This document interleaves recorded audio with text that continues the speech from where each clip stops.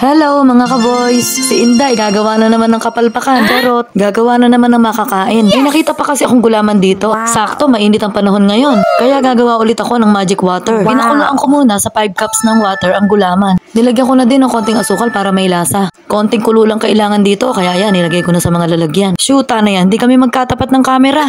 O ayan, nagkatagpo din. Habang pinapalamig ko ang gulaman, nagpakulo naman ako ng tubig para sa sago. Unang kapalpakan ni Inday, hindi ko hinugasan yung pinaglutuan ko ng gulaman. Kaya ayan, nasunog yung natira sa taas. May natira pala nung isinalin ko. Itong sago ang matagal iluto. Nainip nga ako inabot siguro ng mga 2 days. Charot. Sa wakas, lumambot na rin ang sago. Okay na to, kaya hiniwa-hiwa ko na mga gulaman. Nilagay ko lahat yung 4 na tabs. Bibigyan ko din kasi yung mga apo ko. At eto na nga ang pangalawang kapalpakan. Nagdikit-dikit na yung sago. Di ko na pinakita nung pinaghiwa-hiwalay ko. Nilagyan ko na nga pala yun ng asukal at ng banana extract. Nakalimutan ko na namang i-video. Pangatlong kapalpakan. Regalo nga pala sa akin ang pitchel na to. Galing yan sa kinukuhanan ko ng mineral. Salamat po, Ma'am Emily. Kita-kits na lang ulit Uhaw na ako See you, bye!